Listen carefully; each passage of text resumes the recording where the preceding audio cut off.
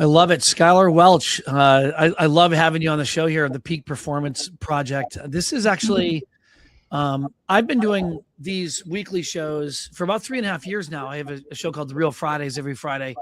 And it's every Friday at 11:30. And, it's one of the more watched, video podcasts on mortgage, housing, and real estate. And on my LinkedIn ecosystem, I touch about 2.5, almost 3 million people. And it was just something like kind of like what you've done with your social. It's just been a grind. It's just been starting very slowly, but very consistently, and then just sort of gaining that momentum. Mm-hmm. So this is actually the first episode of the Peak Performance Project. It's sponsored by Redder, and certainly in collaboration and support with NFM. And what I'm doing is I'm interviewing top performers and top producers across 52 states. So 50 states and 2 territories. So for the next 52 weeks, I'll be interviewing people from every market across the United States and from every state. And Amazing. Being the true New Englander that I am, I wanted to start with Maine and sort of just sweep through the country. And we're neighbors. Yeah, I know. Well, I grew up in Vermont and I'm in Massachusetts now. And so, but Maine is one of those markets that's really curious because it's very heavy depository. It's incredibly price competitive. It's incredibly diverse, right? And it's often ignored, by mortgage lenders.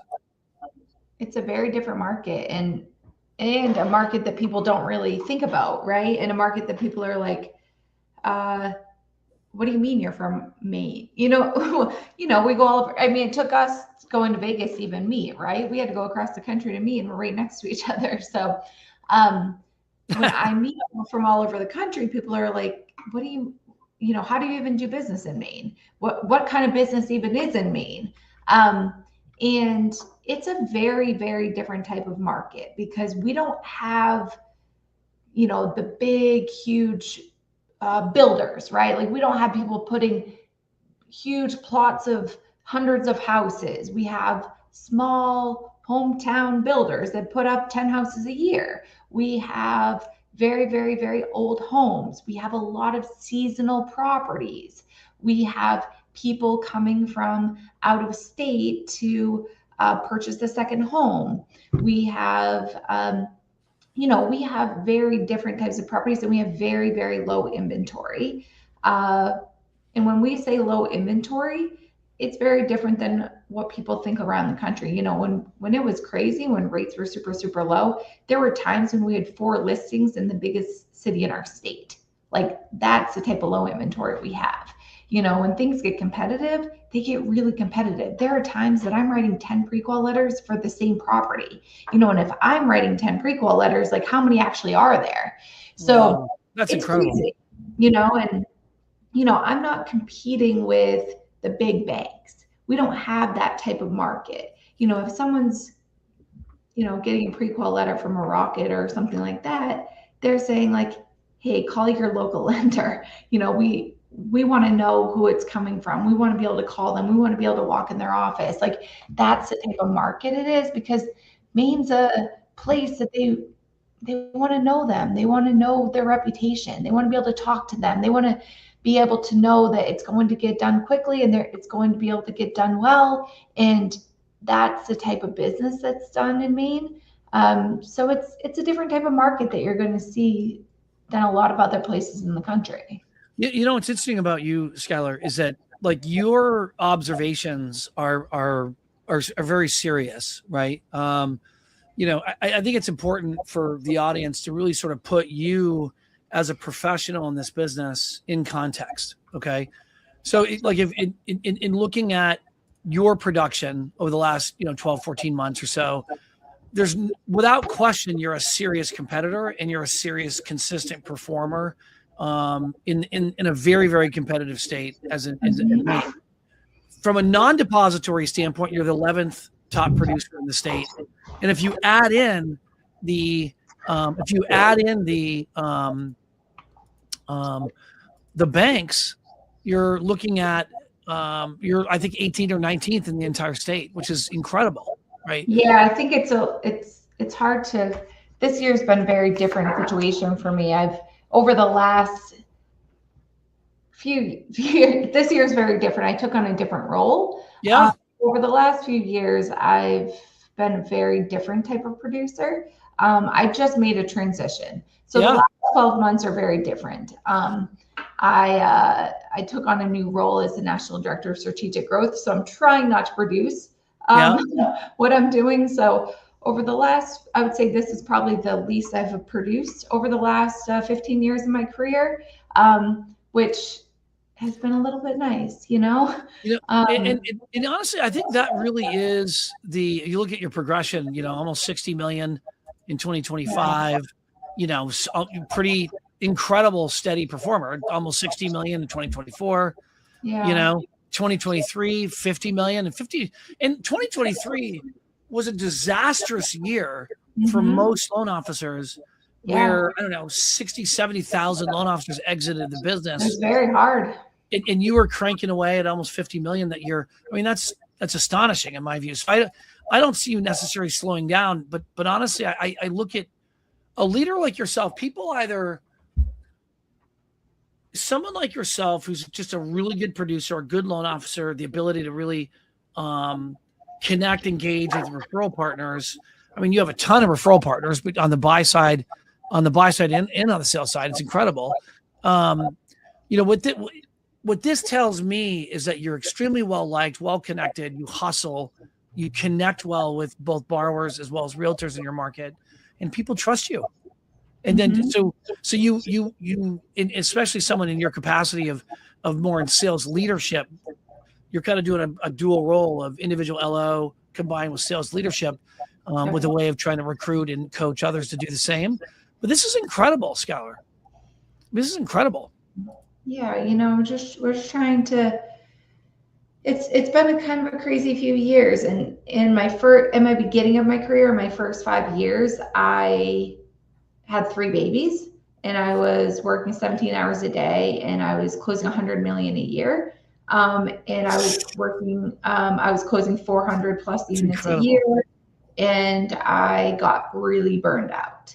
And I needed to pull back because it wasn't really a way of life that was healthy, and once my kids, I would justify it as a point where I would be like, my kids don't remember that I'm not there for dinner. My kids don't remember this because they're too little. Yeah. But as soon as I got to the point where they could remember, I was like, I need to be there for everything, right? So in 2022, 2023, I built a wedding venue.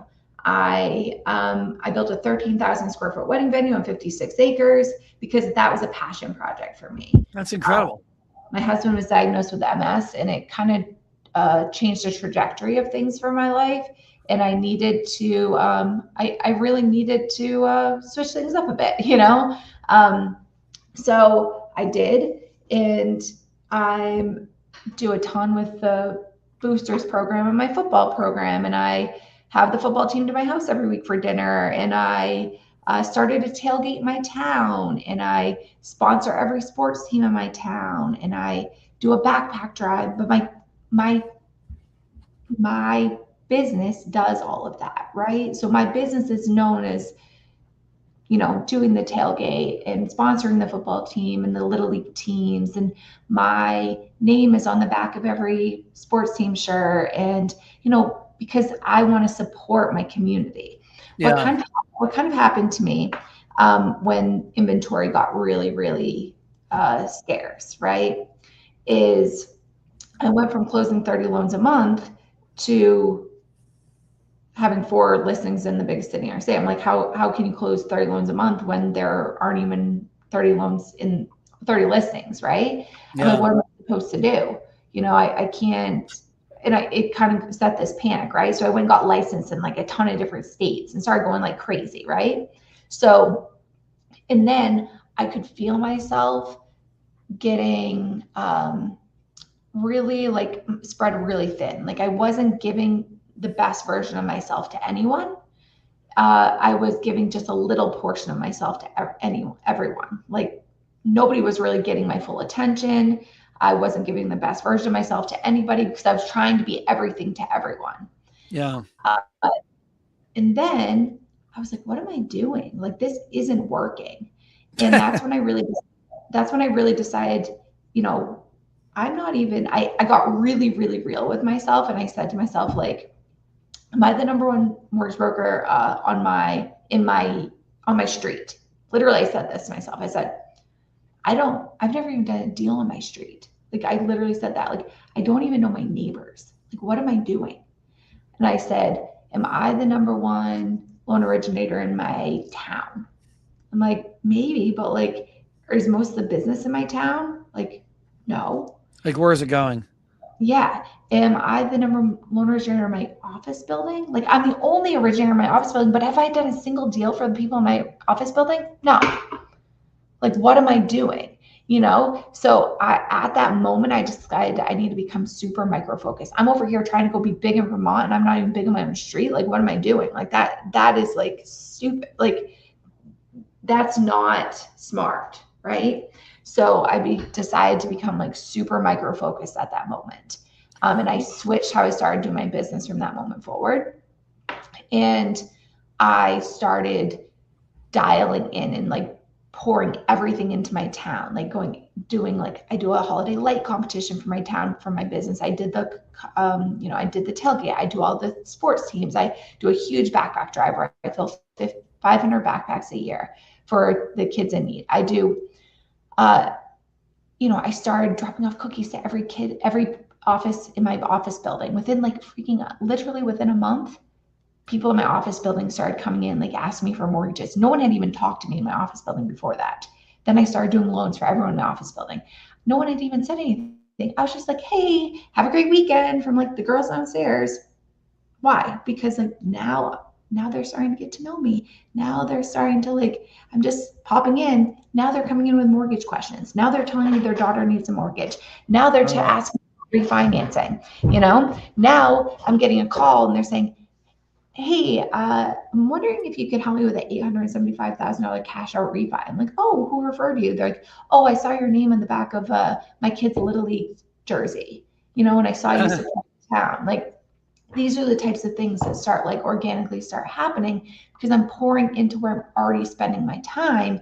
Because what happened was I started feeling this like serious mom guilt, like really bad mom guilt, because I was leaving at 3:00 because my kid had a game, or I was leaving at 4:15 because I was going to be at the field because my kid had a football game, or I had a soccer, whatever, a softball game or a baseball game.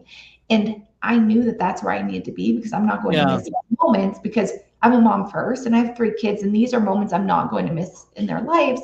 And this is the chapter of my life I'm in. But do you think that's unique? Not unique, but do you think that's common across female top producers? They have that mom guilt.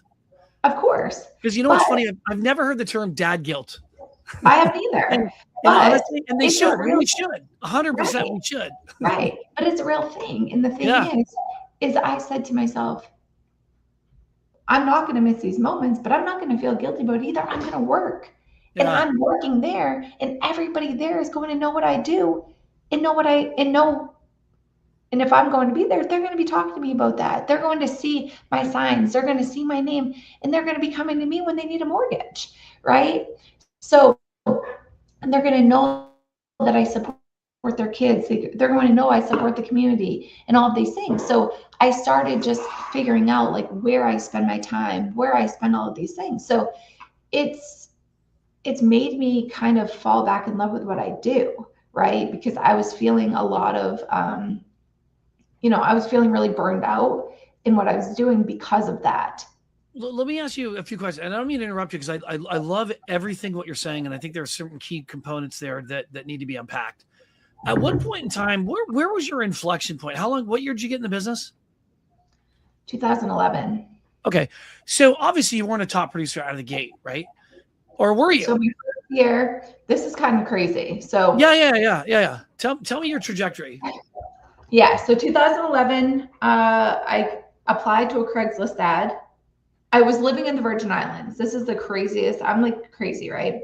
Graduated college, randomly moved to the Virgin Islands.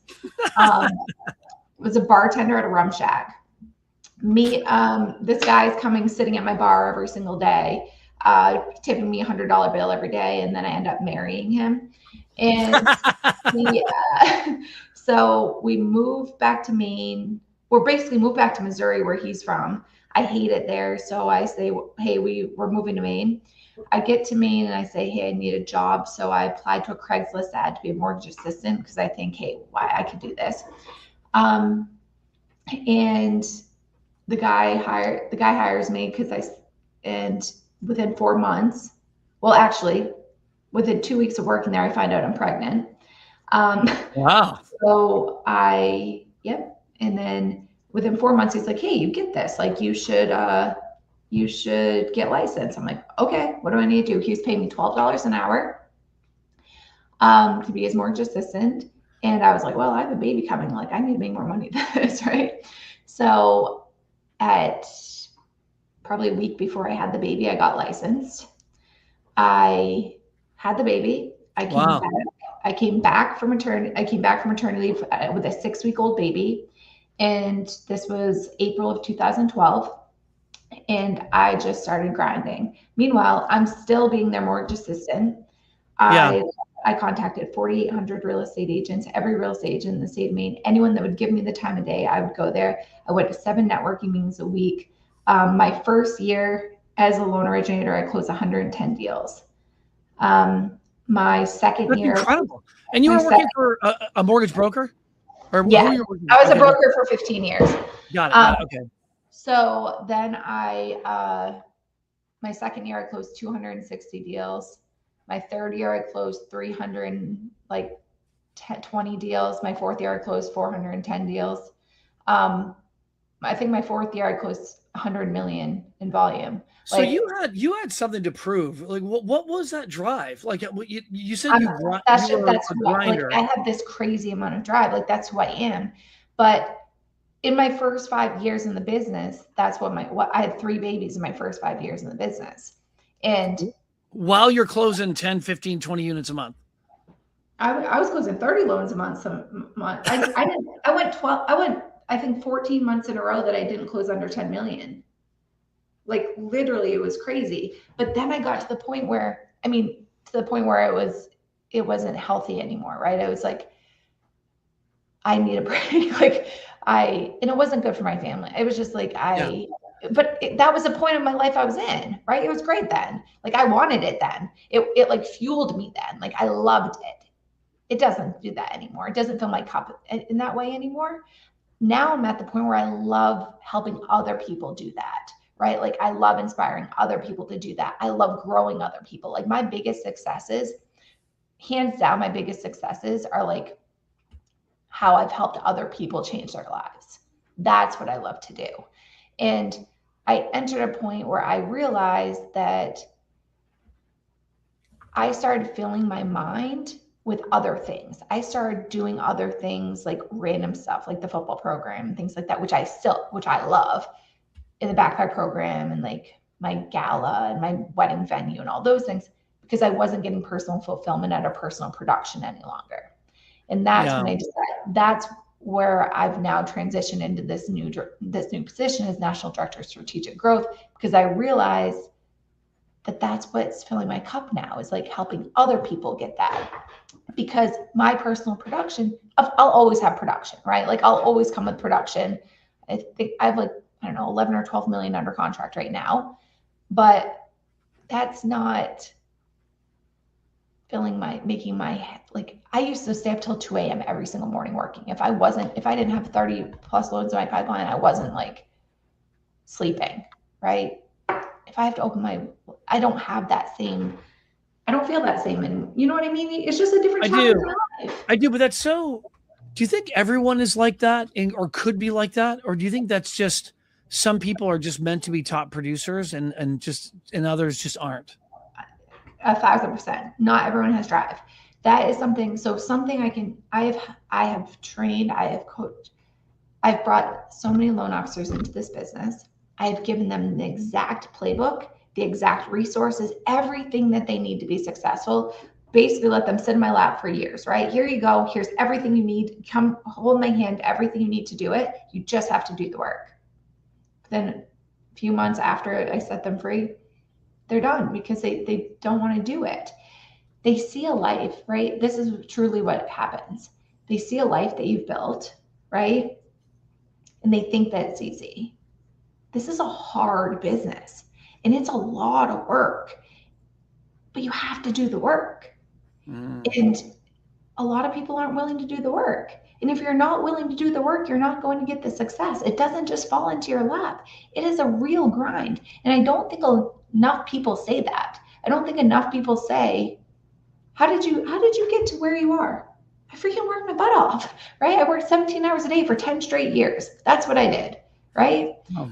And no, I don't work 17 hours a day anymore, but I have thousands of clients that I closed for the first 10 years of my life and that I still nurture every single day. I don't not nurture those clients anymore. I still nurture those clients. I still take care of my clients. I still take Do you still feel like you grind, like you work as hard, or do you just work differently as hard? I work very differently. And what's the difference?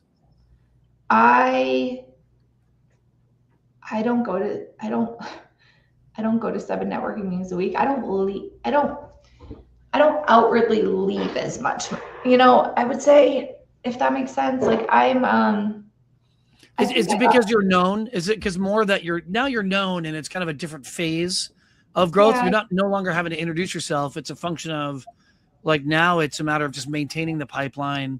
I very much maintain my relationships. I very much take care of the relationships that I have. I very much call my past clients. I very much take care of the relationships that I have. I'm not chasing new relationships because I believe very strongly in taking care of the people that have taken care of you for all of the time that you have, right? Yeah. I'm not constantly trying to build new things anymore, right? Because I've built really, really strong relationships now. And I have really great clients that I've done multiple deals with. All of that is kind of where I'm at now. Is I will meet people and I do try to build new relationships sometimes, but that's not where I am currently, I would say. So it's different. What have been like the personal costs of that? In what way? Would you say just from the standpoint of like, I'm kind of an always on kind of individual too. Right. And you can't to some degree be like us, in extreme like us, without there being some kind of where something else doesn't get our attention that it probably should. I love the way you said that. There's a mom guilt component. And I love how you articulated that, because I know like dads have a lot of that guilt where, we travel too much. It's a strain in our relationships at home. It's a strain in our children. And at some point in time, we need to sort of course correct. We still want to drive hard, but whether it's creating boundaries, whether it's like, when I'm doing this, I'm full on. And when I'm not doing this, I'm full off. Like, how would you articulate the costs and then the correction to that cost? Well, I think when they were little, I never let them see that I was like, it cost me in my health, I would say, in my sleep, in my, I was barely sleeping. I was barely eating. I was barely going to the getting up and going to the bathroom. I was just working. I was like working all night. I would get up because I would be there. I would put them to sleep. I would feed them. And then I would work as soon as they were asleep until I wasn't anymore, It's incredible. Yeah, that's incredible. But now, like, they don't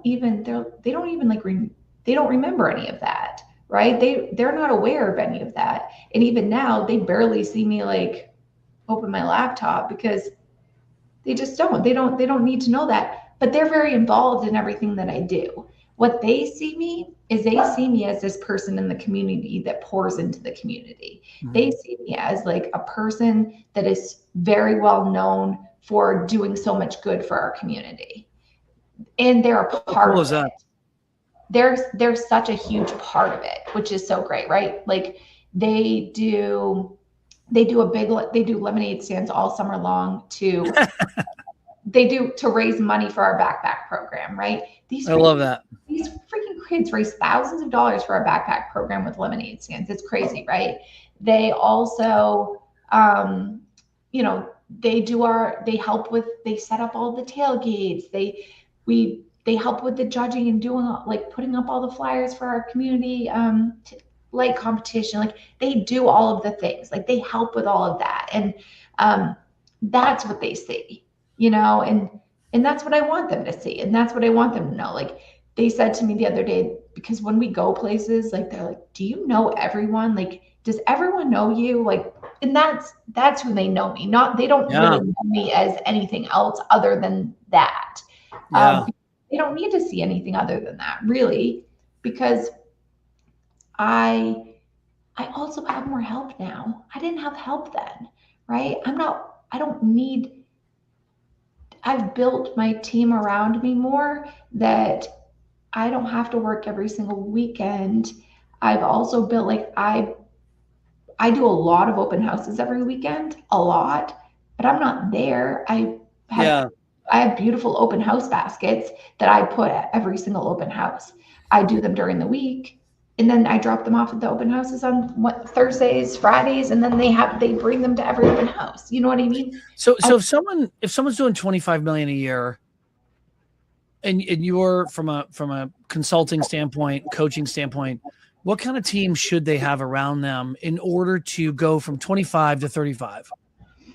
I mean, honestly, a strong LOA. Like, I think a strong LOA can change your life. A strong LOA, I wish that I needed a strong LOA so badly. And the company that I was with first just didn't have the infrastructure. They were a new company and small company, and I was their first employee. Brand new broker shop. I was their first employee, and I was growing with them. Like we were growing together, and they were learning from me, and I was. It sounds like you were the broker shop. Yeah, and I was the first person. I think they worked for you. They were so great to me, but they also didn't know what to expect from me. I was kind of crazy, and it was a lot. So a strong LOI. Do you think a 25 or 30 million a year producer needs a dedicated processor or someone to hire a processor for that, or is it just enough? I think you could have a shared processor at 25 million. I've had a shared processor at 100 million. So, I'd love to have a shared processor. Love to have a dedicated processor at 20. I think you could have at 50 million, I think is where you should probably have a dedicated processor. But how do you let go? Or are you just always in the files? No, that took me I'm still not let go. I don't let go. I think, to be completely honest and transparent, I don't think you should ever completely let go. I think it's really important to have a pulse on your pipeline at all times. This is something that's really important, and I think everyone should really hear this. No one is ever going to care about your pipeline as much as you are. And this is your reputation, right? I go through my pipeline. Actually, my pipeline started 1 minute ago, but Christoph's in it. I go through my pipeline every Tuesday and every Friday, regardless if there's a pipeline and regardless if we have an update to be had or not. Every single loan, go through every. I update the listing agent, the buyer agent, the seller agent every single time, right?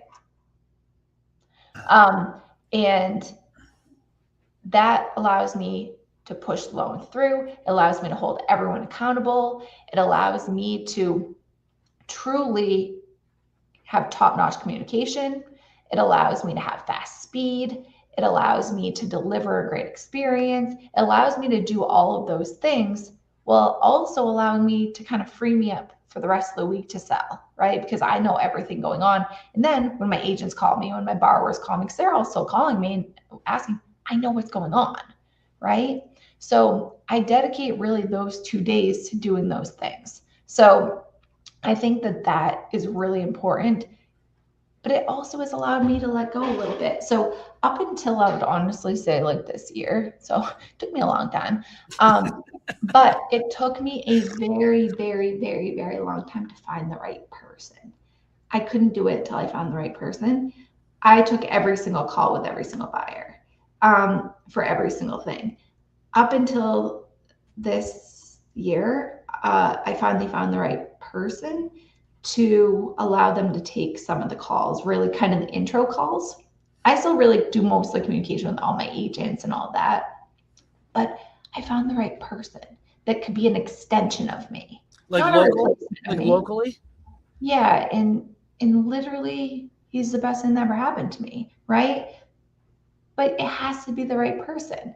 Yeah. And that's it. You know, Someone with mortgage experience, or did you train them to do what you wanted them to do, or both? But mortgage experience, but basically I was a utility player before that. Could do anything, disclosure, closing, Oh wow. all the things, submissions. And then when my LOA was out for maternity leave, he kind of was working as my LOA. And after that, I was like, we just worked so well together. Yeah. But if you don't ever find the right person, I need to find someone that I could trust with my clients, that treated them how I wanted them to be treated, talked to them how I would talk to them, knew everything that needed to be known, could answer the questions like I would want them to be answered. That's the hardest part in this business, right? Is that your reputation is as far as you're going to go in this business. And if you don't find someone that is going to represent you how you want to be represented, you're never going to be able to get away, right? Yeah. And that's why it took me so long.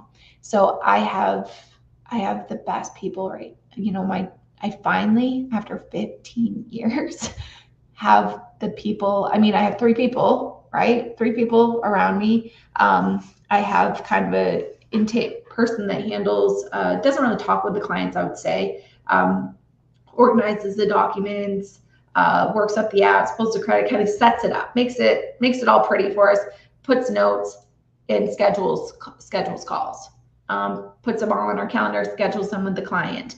Then either myself or Chris will call the client, go through everything, and pre-approve the client. And then when the contract comes in, that first person goes in, enters all the exact information, requests updated documents and all of that. And then we, either Chris or myself, again, call them, go through everything again to get it ready for disclosure. And then it kind of goes into the... So you in your LOA, so you have almost like a doc prepper who's, you know, it sounds like super talented and super, you know, sort of like a utility. Yeah, scrap income. Yeah. And then you have your LOA. Does your LOA structure deals like as far as like product and price and also like income? Do they, you know, analyze income, or is that all you? Yeah, he's actually even better than me at that. Yeah, that's so important. That's because there's a woman I'm going to connect you with. Her name's Janine, and she's down in Connecticut, and she works for me now, but she's incredible, right? And she does about 25, 30, 35 million a year. Mm-hmm.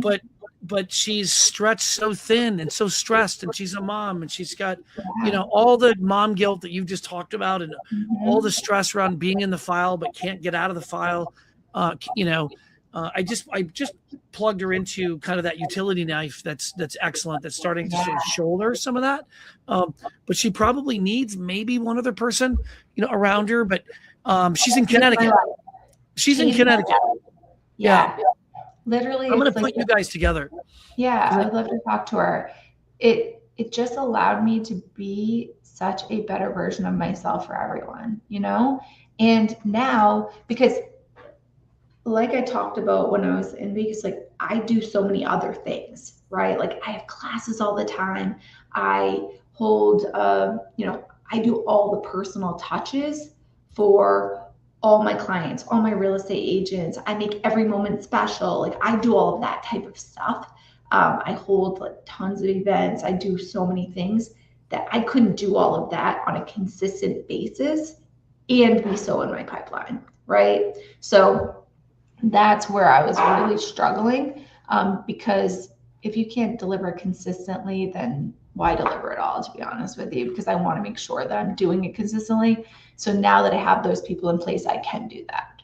So just in a closing couple of minutes, what are your concrete recommendations for somebody who wants to go from a C player to a B, and how would you define a C player? Let's work our way up to top tier. What's a C player in the business, would you say? I mean, like realistically, because you know what's out there, right? Yeah. I mean, I think it's hard, right? I think it's so hard to like, everybody has a different judging of people, right? Yep. Yep.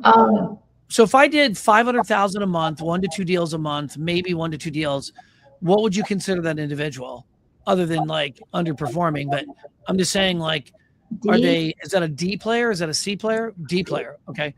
And then so a C player would be what? Somebody who's doing 750 to $1 million a month? I would say a C player is like, sure. Yeah. I mean, $1 million. About 12 million a year? Yeah. 15 million maybe. Yeah. And then I would say like a B player is doing like 30 million, 30. Yeah. Yeah. Sure. And then your A players are 40 million and up? Yeah. Yeah, that's fast. That's fast. So you have a C player and you want to get them to B. What do you do? What would you say to be just off the top? If we're having a beer and I just say to you, you know, Skylar, I got a C player. The guy's got a lot of potential. What do I need to do to help this person become a B player? Support. Like if they don't, you have to have a little bit of like LOA support. If they don't have any, or one, they need to have, what is their drive aspect? How much are they working? Do they know, do they have direction, right? What are they doing for their activities right now, right? Like, where's their business coming from? And what is their consistency with it? Like, are they just, what happens a lot is people just get comfortable with what they're doing. Are they doing it consistently? Like, are they working with one set of agents, or are they constantly reaching out? What happens a lot with, I would say, those C player LOs is you have a busy month, you're not prospecting at that same time. Then you have a slow month. Then you're like, oh shoot, I'm having a slow month, I have to prospect. Then you're having a busy month, and then you're not prospecting. So really teaching and consistently being like, when you're busy, that's when you have to be the busiest with prospecting as well. Like that has to be the busiest you are, because then that's when you stop having these like dips, right? Because that's what happens. And that's where I learned back when we started, like that's where things started going. This is like, you have to be consistent in your activities. I love it. Your business stops going up and down, and you start going from a 15 million producer to a 30 million producer, because you stop having these high and low months, right? Is no matter what type of month it is, you're like, oh, I'm going to have a great month. So I'm not reaching out to agents. I'm not setting, I would say on a consistent basis, I like to make an activity of like, okay, I do a power hour every single day. I still do a power hour every single day. From 1 to 2, every day I'm doing a power hour. And what does that mean to you? What is a power hour? I do outgoing calls every day from 1 to 2, no matter what. I make a goal to set up at least two meetings a week. Okay, set up 2 meetings a week. There's no reason that you can't set up 2 meetings a week. Out meetings. Go meet someone, agent, referral partner, 2 meetings a week. Okay, great, go do that. But you have to do it consistently, no matter how busy you are. Like non-negotiables. And non-negotiables, your communication, right? You have to do your updates to your listing agents, your buyers agents every single week. For your power hours, like reach out to past clients. Like yesterday, we set out to reach out to ask for annual reviews. Like, why not? Like your clients love to hear from you. Like, why wouldn't they? That gives you opportunity. You don't know what type of opportunity they're looking for. You don't know what I want, reach out. They're going to be excited to hear from you. You never know what they might want. They might need equity. They might need to pay off debt. They might want to buy a second home. Their mother might need a house. You're now making opportunity for yourself, right? So every day I just have like a different type of person or type of goal that I'm going to reach out to, and just do that on a consistent basis. Do you use any technologies to help you do this? Oh, like the constant outreach, retention, communication. Like what's your go-to that if you're a C player wanting to be a B or B to A, what's the must go-to platform in your opinion, would you say? I'm not great at tech. I do something that I would say is a really good resource that if you're not going to actually make the calls and you're not going to actually do the work, sending ringless voicemails works really well for me. That I do a lot on holiday, like before holidays, or if I have something I want to send out, I always get like tons of responses on. Is that a service? Is there a particular service you use for the ringless voicemails? Through like RingCentral, but I'll just say like, hey, Sky, just wanted to let you know that I just want to check in, see how everything's going. How's everything going in the house? Let me know if you need anything. Whatever, it doesn't matter. Or I'll say like, what was it, 4th of July? Hey, just want to wish you and your family a happy 4th of July. Hope everything is going great. Let me know if you think. You want to do it right before they're about to see a lot of their family members. Thanksgiving, Memorial Day, 4th of July, things like that. Because then when they're at the barbecue and all of their family members see them and they're like, oh my God, like we're hoping to buy a house in a couple months. Like this is, oh my God, my loan officer just called me yesterday. They don't like.